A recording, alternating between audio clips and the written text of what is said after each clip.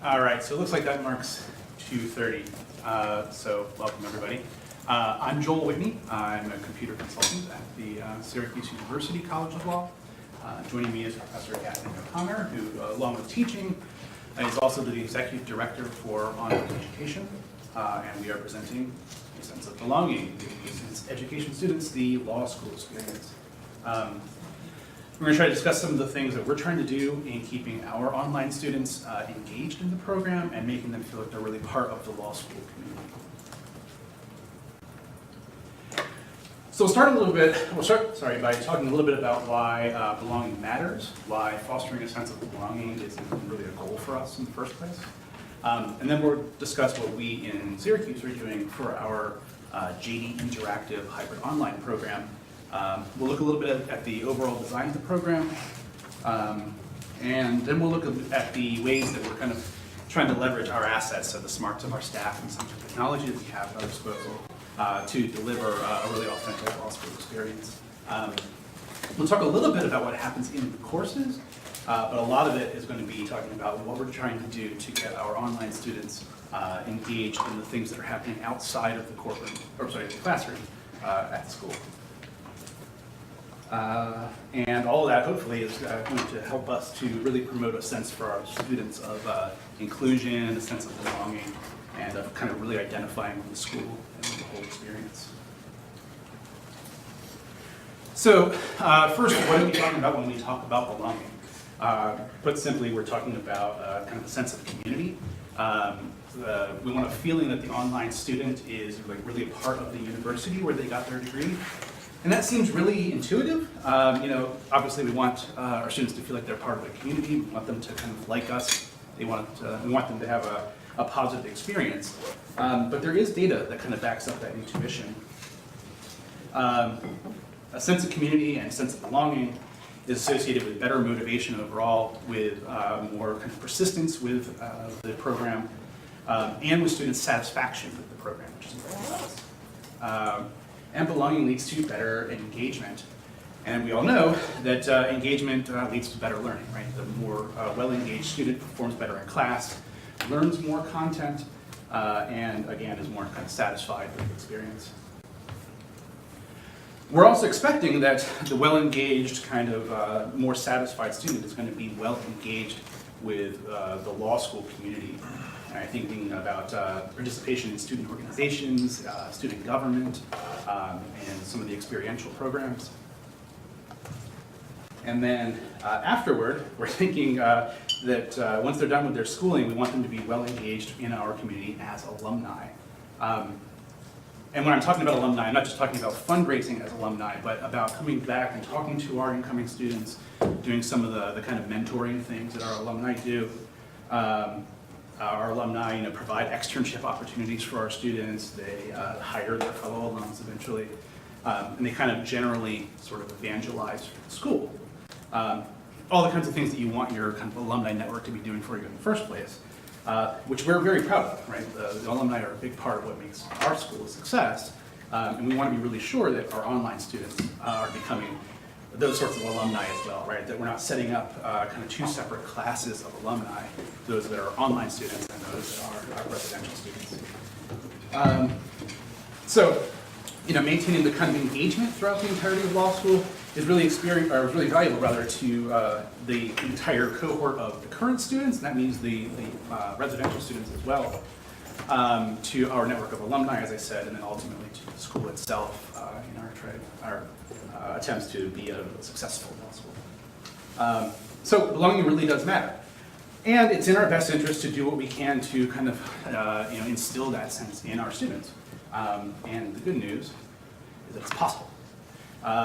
If you have good at program design and you execute it carefully, it really is possible to develop a sense of belonging for your students and create a community with all those benefits. I didn't say before, but if you have questions, please jump in. And all of that was kind of intended as a background. That's why we think that a sense of belonging does matter. I'll hand it over to Professor O'Connor for a overview of the program. Thanks, Joel. So I'm Kathleen O'Connor, and I do want to give you an overview of the program that we have here at Syracuse. So as a little bit of background, in February of 2018, Syracuse received an ABA variance from Standard 306, which limits the number of credit hours a student can earn online, so that we could take our residential JD and put it online. And we did so. We call it the JD Interactive program, and we have taken our residential JD and essentially just moved it to a new modality. We're calling it JD Interactive, or JDI, as Joel has on the slide, for short. Essentially, it is our program online. It has the same number of required credits. If the course is required in our residential program, it is required in our online program. So we are in the middle of doing this all because our program, our first cohort started in January of this year. Our students currently are in their second semester, and we will start our second cohort in August. So the key features to our program, a few key features, and I'm sure there'll be questions about our going forward. First of all, our program combines online and in-person courses. So what does that mean? Well, in the online courses, it means that we have half of the online course is going to be live, that is synchronous, and half of our course has been developed as asynchronous, or self-paced, as we call it in our program. By design, each week, students will spend the first part of the week going through the asynchronous material and then meet in a live portion in the second part of the week. Also, our self-paced sessions embed interactive exercises throughout. So for us, that means that about every 8 to 10 minutes, they should be engaging and doing something throughout their asynchronous material. We do have the same academic standards in the programs, so the same thing. Well, what does that mean? Well, not only does that mean when it comes to having the students come to Syracuse, but it also means if a course is on the curve, right? And Syracuse adheres to a lot of curved classes, it's going to be on the curve in the online course too, and other things as well. We have comparable student support, so we do have people that help our students that are online, and Joel's going to talk about that.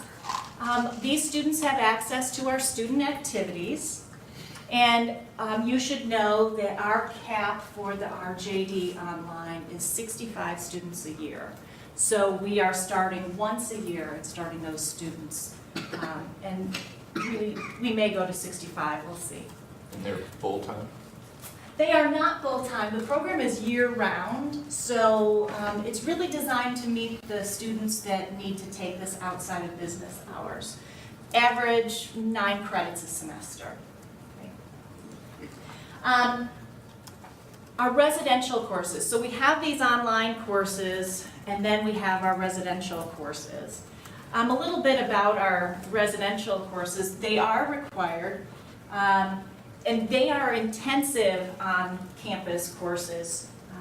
We just had legal foundations for the first cohort, and it was a week-long time that they were on campus and with us and getting ready for really the start of law school. There are 3 experiential learning courses that they come to campus for as well. And then they will take 2 additional upper-level residential courses, deep dive type courses into specialized areas. Other things, we are offering our students the opportunity for an externship, which is very popular with our students on campus, and the students that are online students will also have the opportunity to do an externship with their wraparound seminar. So as I said with the online courses, there's both the self-paced sessions and live. So as far as our self-paced sessions, a little bit about what they look like. here you can see we've got a snapshot of Margaret Harding, one of our professors, civil procedure, and this was her course. It's taught, our self-paced classes are developed and taught by our experienced faculty. They are highly interactive and they are not a substitute for the reading. So you actually, of course, just like you would do for any other course, you're required to do your out-of-class reading, come to this class first and interact with the content. As I said before, these are designed to be completed prior to coming to our live course. As part of our self-paced course, we are mandating that there's a number of visual elements. So we're telling our professors, we want you to be on the screen for part of your class. So here we've got interaction with the professor. But here there's another visual element, here a graphic, and this is just a graphic that's an illustrative difference of battery and assault. Right? So an example from one of ours. As I said, we're trying to get different visuals so that students remain interested, not just a talking head the whole time, right? So here is a roundtable discussion. These are some of our residential students that we taped having a discussion about case law, and we have put this into some of our courses so that it's kind of a model for students, but it also is a new visual and some way that they can learn from would-be peers, other students going through the exact same course that they are. This is another example from one of our self-paced courses. We are not only have a variety of visuals, but we also want a variety of interactivity, right? So we have interactivity questions that are posed in the self-paced classes. These are actually in the course, so the course is running and it stops on a slide and the student must answer before they can go on and see the next part of their self-paced class.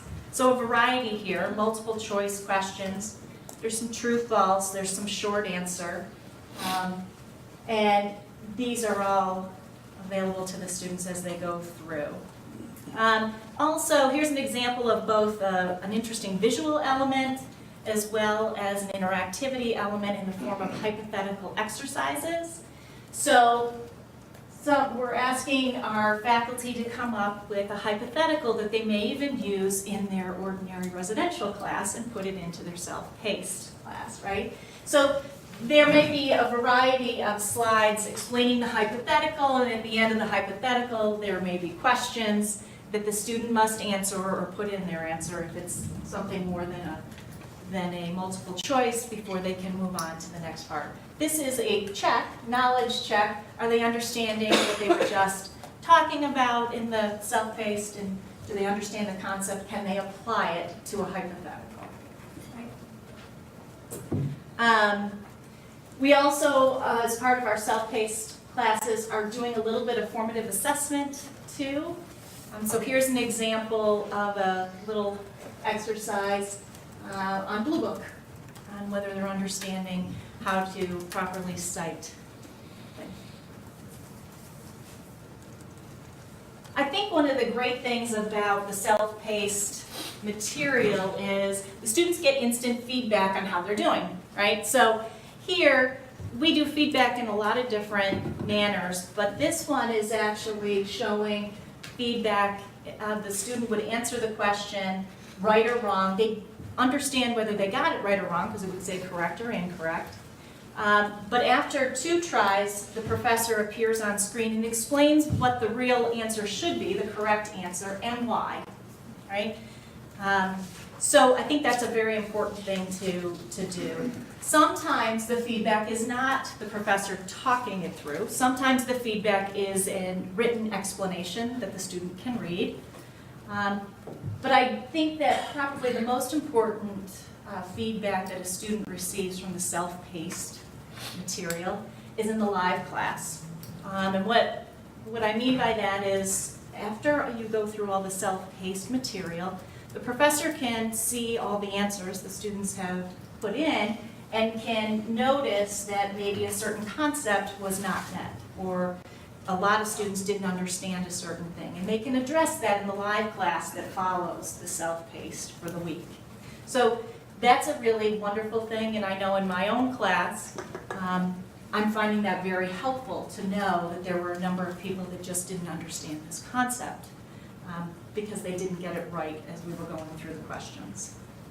So, as I said, half our time is spent on self-paced material, but half of our time is spent in live class, interacting with the professor, interacting with your peers. And I think most of us are pretty familiar with a scene like this, Brady Bunch style, just a video conferencing tool that we are using. So you're probably very familiar with this look. We like it. Professor and can see all the students in the class, and all the students have to be on camera. All the students have to have a microphone in order to make the experience a good one. What tool are you using? Which conferencing material? Well, we're actually using Zoom right now. Yeah, that wasn't actually the one that we planned to use, but we moved to it very quickly once we were able to test a bunch of them, and we moved to Zoom. I'm enjoying this this whole concept of seeing all the students online and interacting with them. It's been a very good one for me, and I'm able to engage in a lively discussion with the class, much like I do in my live class on campus. So it's been really great.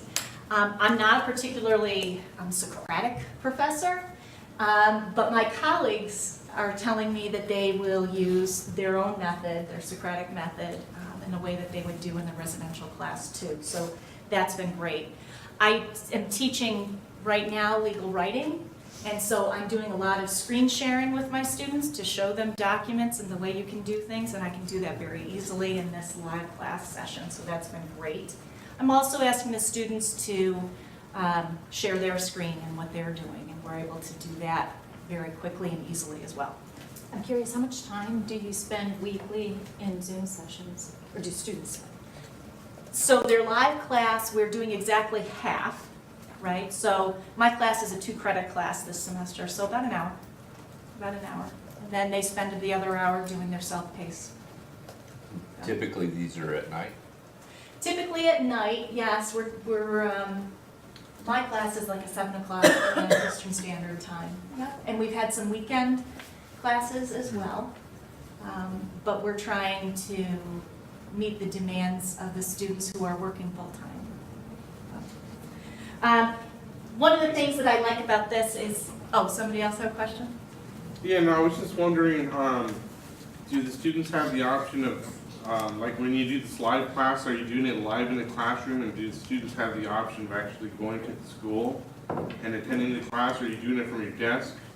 So there is, they can't come to school and take the class, is that what you're asking? Well, yeah, during the live session, is there an option for them to come to class and actually interact with you as opposed to doing it through Zoom?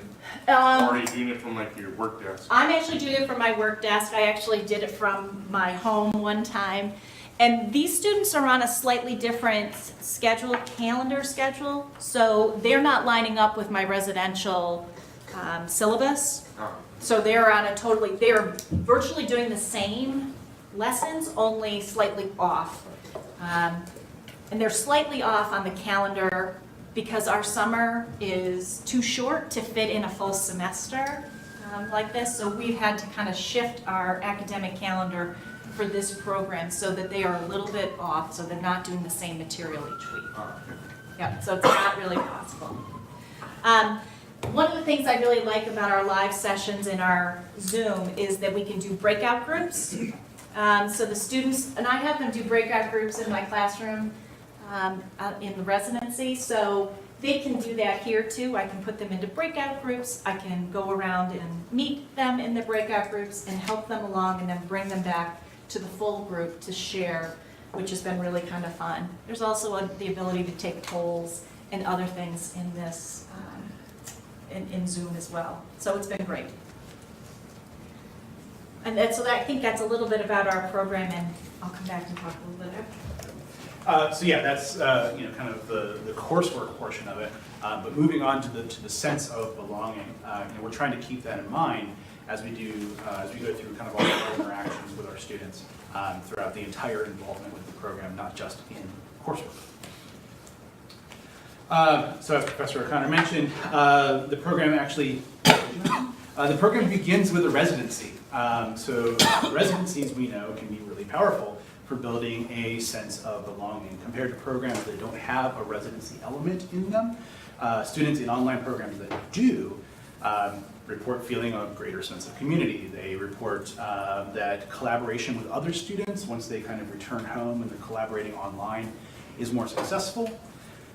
They build more friendships, and they build these persistent relationships that last not just for the length of a single course or a semester, but throughout the entirety of law school, and then, school in general, because data is from other grad programs, and then beyond that as well. We're hoping that we're doing the same in law school. So what do we do?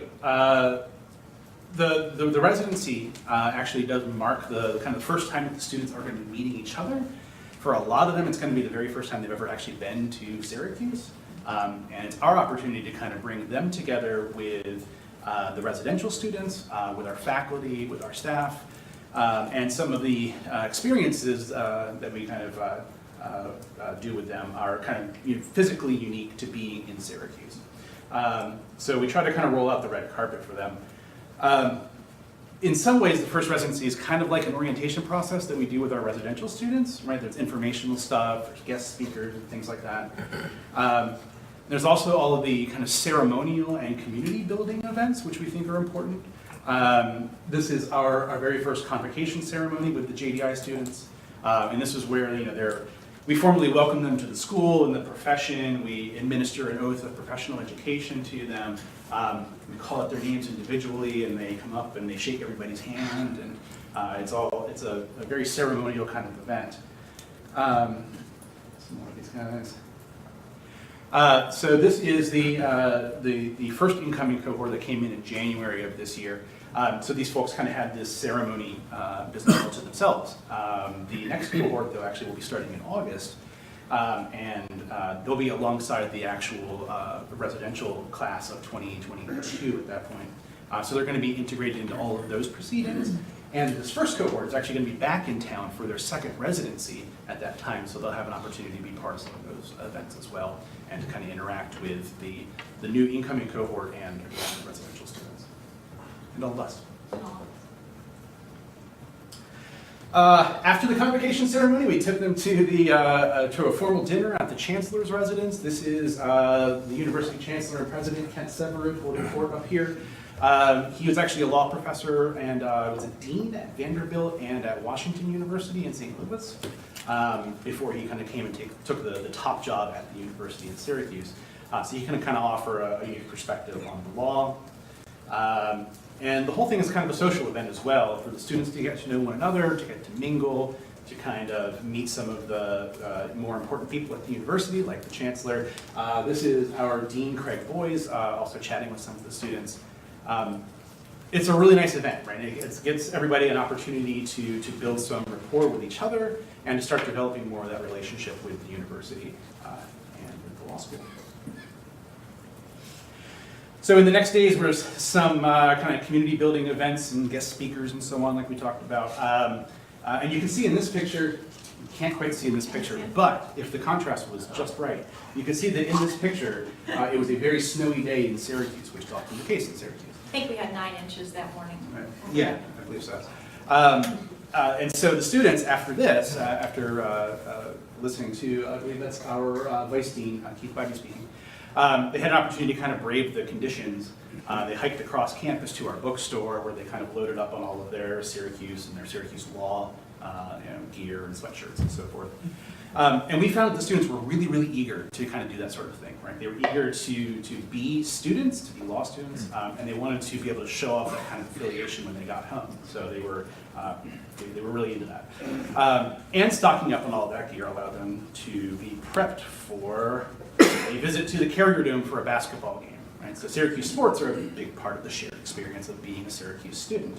And so, they're kind of the way that our students and our alumni and really just the entire community, people who aren't directly affiliated with the university, kind of get together, we root for the home team and sort of identify with the school.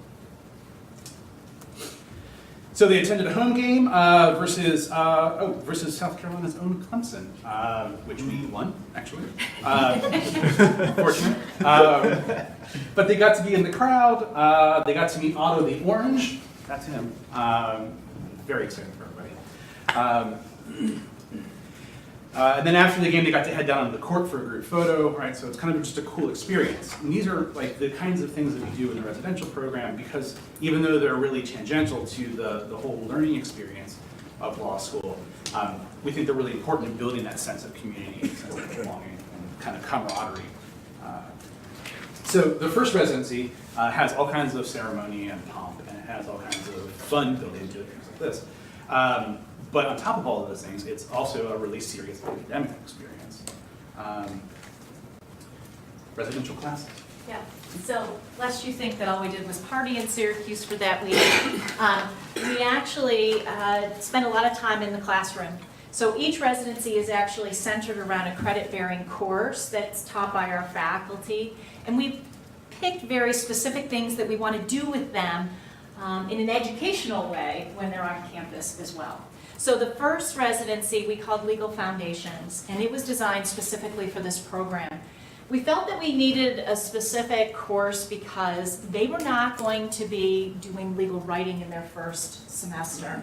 And we use legal writing, at least at Syracuse, as a way to tell them about how to read a case, how to digest a case, what is hierarchy of authority, all these introductory concepts we covered in legal writing generally. So we were not offering legal writing in the first semester because we're a part-time program, 2 other courses.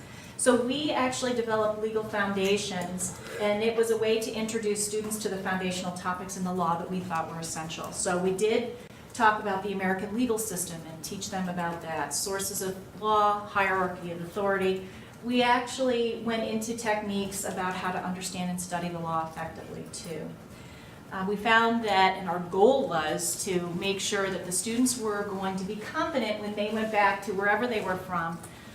They'd be able to attend class, be prepared for class, feel like they could be successful in a law class. So it was a 2-credit class, which meant they actually spent 25 hours sitting in seats attending the class. And we introduced them to a number of different faculty members, but it was led by one in particular. And in between, we did all the partying. So in total, we are having 6 residency, 2 per year. Our program is designed to go 10 semesters consecutively. So that's 3 1/3 years to finish the JD degree at Syracuse this way. So in addition to Legal Foundations, they'll be coming back in August to do what's called Legal Applications, which is an experiential course, get them up on their feet and doing something.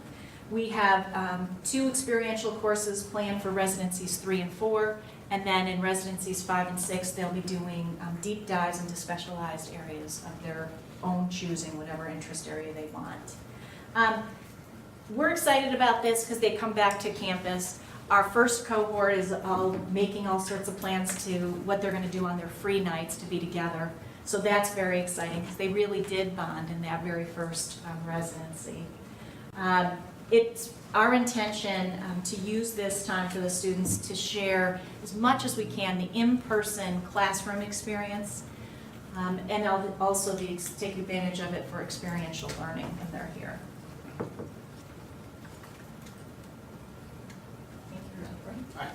Yes. So fostering belonging through academic support. So part of the reason that we brought up the residential courses is because we think that that helps them to have a shared experience with our residential students, so that again they don't feel like they're a separate kind of class of student. Another way that we do that, another way that we kind of foster that sense of belonging is through our academic support. This is Lulu Delmarsh. Lulu is the JDI program coordinator. She was an adjunct professor at the university for a number of years before she moved into advising full-time at our College of Arts and Sciences, and then joined us in the ramp up to the JDI program at the law school. And she is absolutely essential to kind of providing a positive experience for all of our students. She's the students' first point of contact for anything that they need the entire way through the program. So we mentioned a little bit that our JDI students have access to all the same resources that our residential students have, right? So they have access to technical services and library services, advising and academic support, our Office of Student Life, our Office of Career Services. And Lulu kind of acts as like an added layer of support on top of those things, specifically for our JDI students to help them kind of navigate those things. So if they need anything, she directs them to where they're going, and does a wonderful job of it. She really gets to know the students personally too.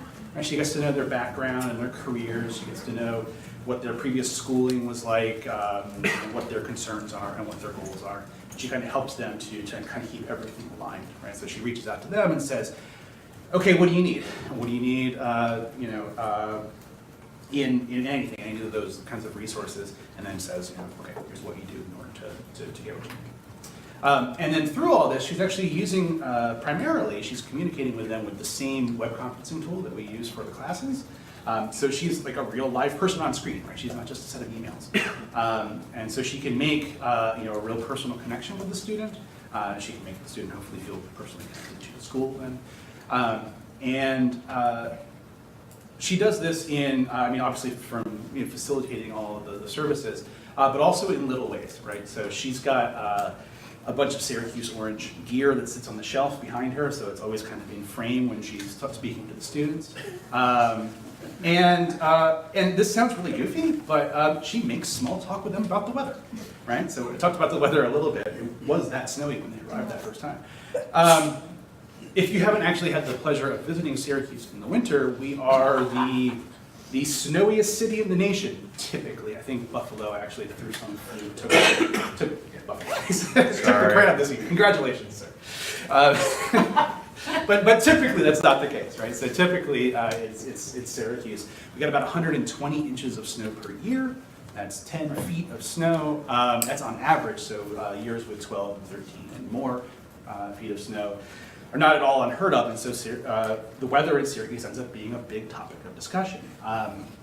Invariably, our alumni mention that. Right? I'm kind of the school's kind of unofficial videographer as well, so I do some kind of promotional materials, I interview people sometimes. And invariably, the alums talk about the snow when they're mentioning like what their memorable experiences in Syracuse were.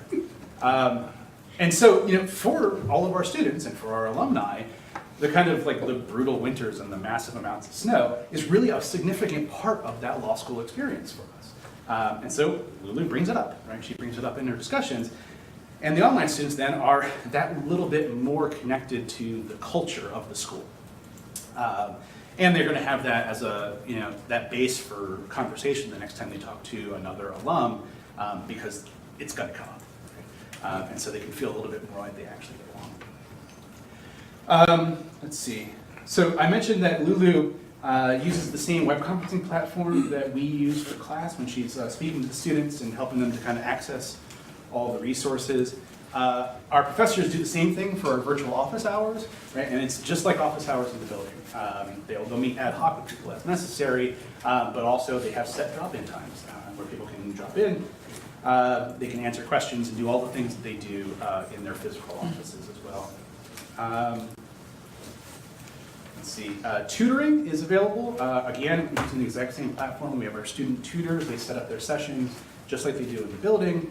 And that's another way then for our JDI students to kind of interact with the residential students and feel a little bit more connected to the rest of the student body as well.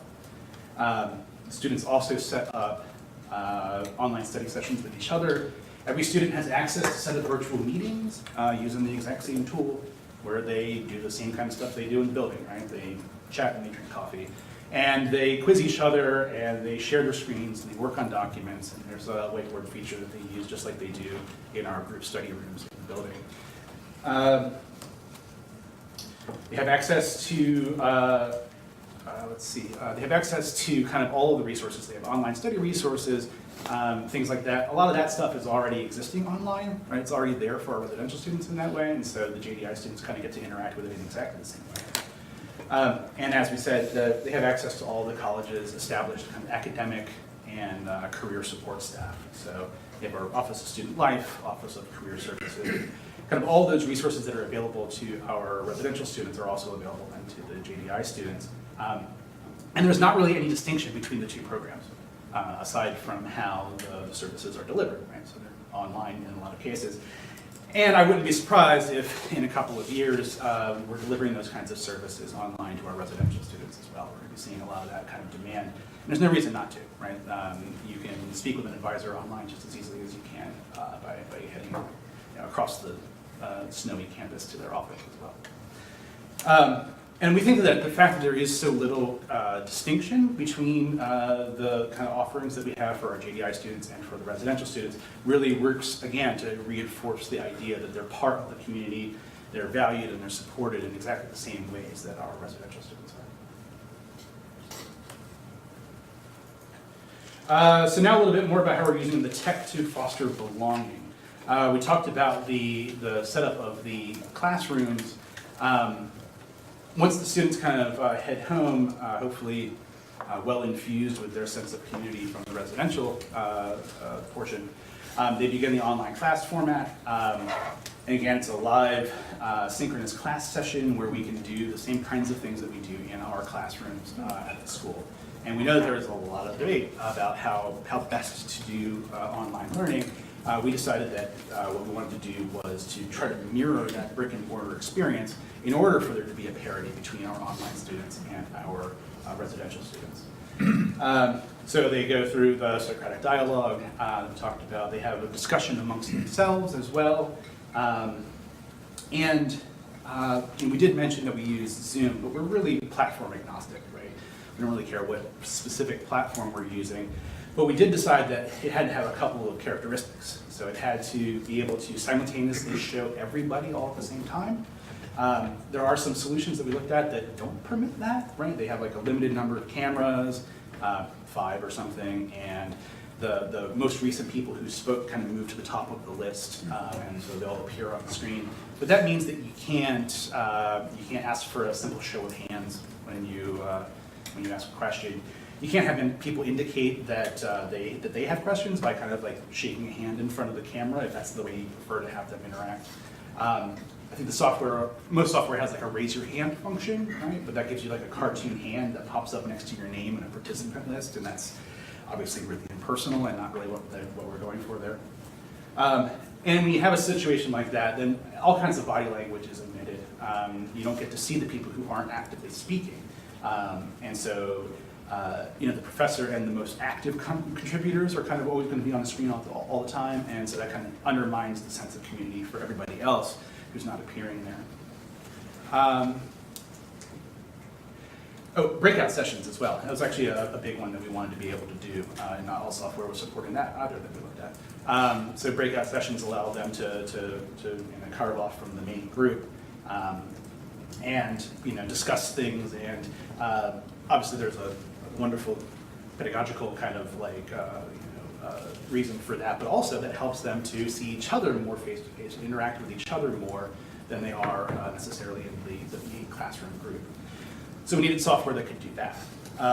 And once we had all the software in hand, then we could try to make everything seem, again, very similar to the brick and mortar classroom experience, because we thought, as I mentioned, that fosters that sense of belonging and kind of hopefully helps the students to build a rapport amongst themselves, but also to have a really similar experience that they have a rapport then with our residential students in the classrooms. Let's see. And we think that, again, there's lots of different ways of doing online learning. I think we were concerned a little bit that if you were to like radically switch up how you're doing learning for this set of students, there's not going to be that kind of sense of commonality between them and the folks in our classrooms. So technology and live events. Yes?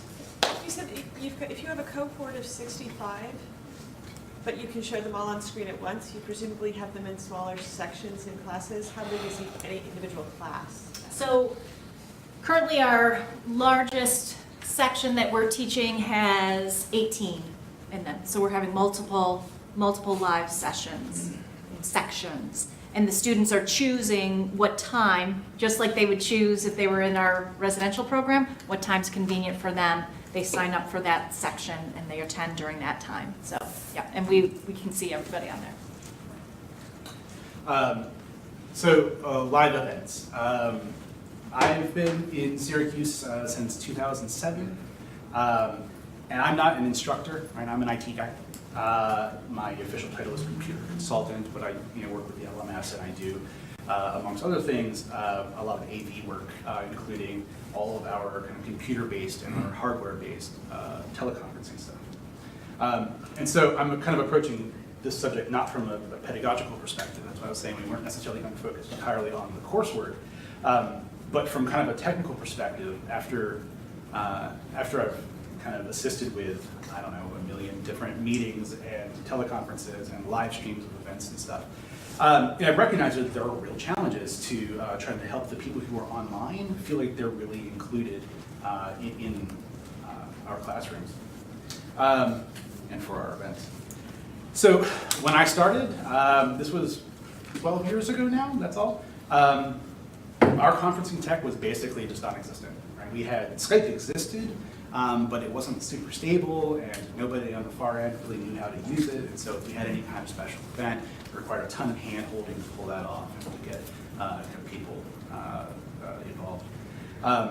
If we were broadcasting things, if we had like real-time access to special events and stuff like that, we had like a camcorder that was the size of like a boulder, or like an actual VCR. Right? And that would hook up with FireWire to this Windows XP laptop that I carried around with me, and that would transmit the video like using our actual web server. No kind of cloud services existed at the time, and so there was no bitrate scaling, and the quality was terrible. But the good news is that only a couple people could see it at a time, and so the quality was terrible, but not for everybody because everybody else wasn't seeing it. The tech caught up really quickly to our requirements. So obviously all the streaming and the conferencing stuff, the cloud solutions, that all improved really rapidly. Everything became much more user-friendly and more reliable, and a lot more ubiquitous, and kind of the design vocabulary of a lot of the solutions kind of converged. So people at the far end, even if they weren't particularly well-versed in the use of the technology, knew that a green button meant answer, and a red button meant hang up, and a cog meant you could click that and get to your settings. And so that meant that the user experience was really very much improved, and suddenly we could do all the kinds of things that previously we could only do with a technician on either end, and Polycom gear, Tandberg gear, whatever kind of teleconferencing stuff you had, we could do with our laptops and with our software. So all of our problems were solved. No, but the problem with that is that a laptop had the processing power to do this kind of thing, but slapping a laptop on a table is not a very good way to actually integrate a remote participant into the classroom, or especially into an event space. 5 years ago, we had the good fortune of moving into a new law school building that we were actually able to design from the ground up, thinking about AV requirements. So we outfitted the rooms actually really similar to this. So cameras every place, we had microphones that could capture everything, we had big crisp monitors and stuff like that. So we could kind of really integrate people into the classroom, and we had all the tech in place, and everybody could join in, and so all of our problems were solved. But that's just not the case, right? So even with all the tech in place and all the infrastructure, it's just not actually a given that people who are remoting are going to feel particularly included in what's going on. So we need to have some really clear procedures for how we're going to use the tech during the events. In a classroom setting where you've got face-to-face students and you've got somebody who's coming in remotely, and again, that's not how we're doing our hybrid online program, but we do that kind of thing for special events, and we've done it for a long time for things like residential students who are out of town for a job interview or something like that. And frankly, that stunk, right? So when somebody is kind of on a screen off in the distance somewhere, you need to have the local host, whoever that is, if it's a student organization head, if it's a special event, or if it's a professor, they need to be super conscious of the fact that there's somebody on the line, right? And that seems really obvious, but they need to actively include those folks in order for them to feel included, right? They need to ask them questions directly, need to make sure that they can hear the other students' comments. Here we've got these choir microphones that come down from the ceiling. In our building, we actually opted for push-to-talk microphones in the desks, but that means that somebody needs to make sure that people are actually using them. And so, you have to actually be really on top of that when you're in the front of the classroom, making sure that the people who are asking questions of you or when you're responding to them, that everybody's being able to hear the entire conversation and not just your end of it. And that can be really hard to do if you're, especially in a back and forth kind of thing. And that means that, if you lapse even once, right, the people who are at the far end feel like they're not really included, right? They didn't really get the whole experience of having being part of that conversation. But we also want to establish ground rules with the remote participants as well, right? So we want to make sure that they understand how they're supposed to interact with us. How do they chime in if they have a question? Should they wave a hand in front of the camera, like I mentioned? Should they use the chat feature in the software? That all works great if somebody's actually paying attention to the software itself. Whatever works best for the solution is fine, or for the situation rather, is fine. But the challenge is that those rules, I think, really need to be communicated explicitly to the people at the far end. Beginning of every event, say, here's how we're going to interact. If you want to say something, chime in. Or if somebody is paying attention to the software, go ahead and use your chat. And that way people will know how they can interact and will know that their comment or their question will be addressed and not just kind of disappear into the ether. I think the first thing to be aware of, this is kind of my realm, is the equipment. All of your equipment needs to work really well. And that's obviously really a given. And it's a given for all kinds of situations, but especially when the stakes are that you have a student who is trying to be part of a remote or part of a special event remotely. The stakes are that they're going to feel like they're not really included if something breaks, right? And that's kind of on me. And so we in the IT department go around and we double check everything before every special event. We make sure that our cameras are, like robotic cameras, are actually spinning around properly like they're supposed to. We make sure that there's batteries in every microphone and that kind of thing. Because we know that stuff can possibly go awry. But if we're on top of that, if we make sure that we're kind of heading off any issues that happen beforehand, and again, we want to do that for classes as well, but in this case especially, you really have to make sure that you're doing what you can to make sure that the remote student feels like they're being included in the event so they can hear and see and be there virtually. Let's see. Yes? Do y'all have someone like during those Zoom sessions, besides the instructor and the students, do y'all have like a sit-in support guide chatting with the students for their troubleshooting issues? We do not. However, that's for the classrooms themselves, no. And I haven't found that to be necessary. Just curious, I don't know if you had the demand for it or not. We haven't, I shouldn't say that. There was one professor who started this semester who wanted somebody there for the first class. We did it for the first class. He hasn't asked for it again. Gotcha. Hasn't asked for it. It's pretty easy and it's been very stable for us. Right. Yep. And that's in the classroom That's sections. classroom. For a live event, though, we can do that if we want. And sometimes that makes a lot of sense to have Yeah. somebody kind of acting as maybe as a moderator, if that's the way people are comfortable interacting, or somebody who's kind of monitoring things, not just to make sure that the tech goes well, but also to make sure that if somebody does type in a chat while somebody is orating at the front of the room, that the person who's at the front can respond to that. Let's see. I think finally we'll wrap it up with working with our students to create these inclusive spaces. So we'll talk about kind of involvement in our student organizations. And I think the student organizations kind of demonstrate the challenges of really incorporating remote students into your residential program, and demonstrates also the degree to which our residential students and our KPI students are really eager, actually, to get connected to one another and to make everything work. So, we've got a bunch of student organizations, and here I'm lumping in things like our journals, our law review, our student bar association, the kinds of these sorts of everyday events that aren't classroom events, but they are an important part of the law school experience. The remote students are totally invited to be part of all of those things. They have representation in the Student Bar Association, that's our student government. For journals and law review, the students have just started, so they're not really part of those things yet. But when the time comes, when they're eligible for that, all that kind of work is already, a lot of that work at least, is being conducted kind of collaboratively online in the first place, so there'll be no problem to integrate them into that. And then as far as the student organizations go, the JDI students are already involved in those. A number of them actually got together and formed their own organization. Right, so they requested organization status, they wrote their bylaws, they gained approval, and they went through that entire process, which I think demonstrates that they're eager to be part of the kind of law school community. And for the other organizations, the students are also welcome to join the orgs that appeal to them, and they're also welcome to drop in on any kind of special events that might be happening that are hosted by the organizations, which represents sort of a policy challenge for attending these kinds of meetings and events. In order for the JDI students to be able to drop in on those events, all of the events need to be made available via web conference, right? So they all need to be, that needs to be an option. Our kind of first policy that we tried to do to address that was we created a persistent meeting link for every single organization.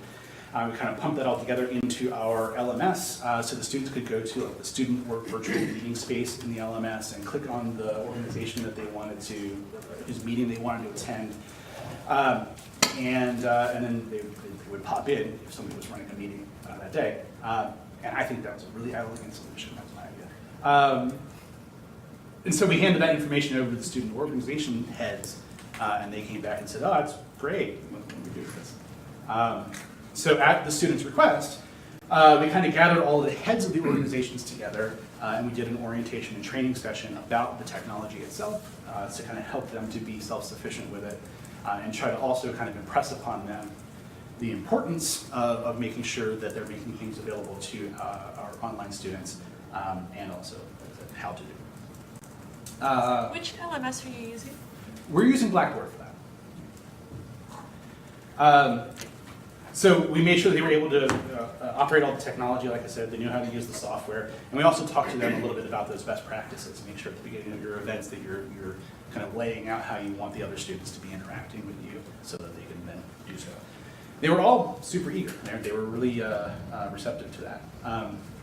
After the meeting was over, all the heads of the student bar association and the student organizations approached our director of student life, who is kind of the person who oversees those things, and actually asked her about how they should go about amending the bylaws for each individual organization to include sort of a mandate, just like we have, for any kind of planned events, we have mandates that the budget has to be approved. We have mandates that sign language interpreters need to be available if they're requested, for example. Now, as part of those rules, that every event needs to be made available if requested via web conference for our GDI students. I think that's kind of like a funny, sort of quintessentially law school thing to do, right? Like, come on, guys, let's codify your rule.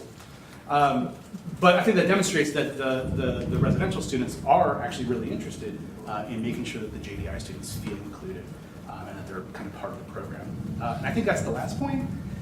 Right, if you get everything together, everything in line, including your residential students, to make sure that everybody's part of the community, you can get that buy-in. I think you're going to be in really good shape. So anyway, that attempt at community building from our students, I think, really gave us a lot of hope that the entire school, and all of our technology, and all of our sorts of policies, and our faculty and our staff and all the students, including the residential students, are kind of heading in the same path and trying to keep a sense of belonging for our online students. I think we'll leave it there. So we're really very much in the early stages of our program. This is kind of a new frontier for all of us. So we'd love to hear what you're doing or what you're thinking about doing in programs. What concerns you might have about maintaining your sense of community going forward. If you're concerned about that at all, maybe not. Or if you have any kinds of questions or comments or anything about what we're doing. Yes? You mentioned that all the students have to have a mic and a webcam. Are there any other baseline specs that you provide to them before the course starts? So, yeah. They're on the website, and honestly, the specs for their technology, their computer, is the same as it is for a residential program. The only thing additional is making sure they have the webcam and that little mic. We found that having that mic cuts down that background noise, gives everybody a better experience, but that's the only additional thing that we ask that they have. That's actually something that I try to do for other events too, so not just for our JDI students, is mentioning things like, you know, if you've got a set of headphones that you can plug into your laptop, everybody's going to be a lot happier. We're not going to have as much feedback. Right? And so we try to, I don't know if it's codified in the rules, but we definitely encourage that. After the first semester you ran this program, did you get any feedback from the students and you had to tweak something either in regards to inclusiveness or the instructional part? So it's interesting. So we are constantly doing these surveys. So we did a comprehensive survey right after the first residency, and we used that for feedback for the second that we're planning for August. We did a big survey at the end of the semester. Honestly, the only thing that came back to tweak was their suggestions for times for their live classes was a big issue when they wanted to have them. Other than that, we didn't get a lot. And we actually tried to make at least the faculty feedback form exactly the same as we have it in the classroom so that we could have some metrics that would be the same. So, and we will continue. I have a regular schedule of surveys that goes out at the end of every term. So we'll continue to get that feedback. How do you treat students who absences, people that don't show up to the live sessions and such? That would seem like a pretty big deal. You know, you'd think so. It has not been. And we have encouraged, so I did a syllabus, kind of a model syllabus that I gave to every faculty member who's teaching. And in there, just like we have in our syllabus for our residential course, there's a place where, you know, mandatory attendance, the attendance policy is in there, and it suggests how many absences should be allowed. We did not have a problem with that at all, which was surprising. But that is in the syllabus, and the same policies that we have for our classroom is there.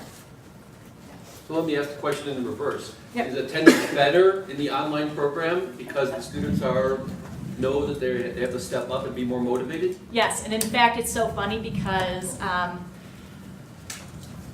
when a student cannot make the class, we are finding they are reaching out to that professor in advance, well in advance, to say, can I attend another session? I can do, you know, Tuesday section or Wednesday section, but I can't do Monday because blah, I'm traveling, I'm this, I'm that.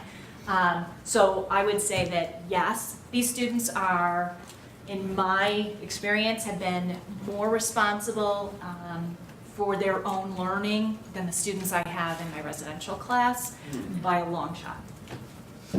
Not even close. Final exams. Final exams. So final exams was, as you may imagine, a point of great debate. And the way we have handled it currently and the way we did for our first semester was we did place-based proctoring. So what does that mean? About by halfway through the semester, every student had to have return to us a form that said who their place-based proctor was going to be. It had to meet certain criteria. And we literally administered exams the same way we do in the building, on ExamSoft. They had to be proctored. They had to sign the exact same thing they would in the building. They had a written exam in front of them, and they put their answers in the computer just like they did. That satisfied our faculty. That satisfied our alumni. And believe it or not, it was a big concern of our students that are in the residential program. They wanted to make sure these students were taking the same test, the same way. So we are doing that. So you send the paper exam to the proctor? Yep. But it's on ExamSoft as well, so they're taking it that same exact way, timed and everything. And the place-based proctors, almost all students did it in a testing center. But there were a few that did it in their workplace and they were administered by somebody in the office. And there were some things that we did. We have a form that has been used across campus before, and we tweaked that a little for law school stuff, but we went with that. And so far, I can't say it's a lot of planning, but it worked beautifully. When the ADA provided the variance that you referred to, Yeah. did they also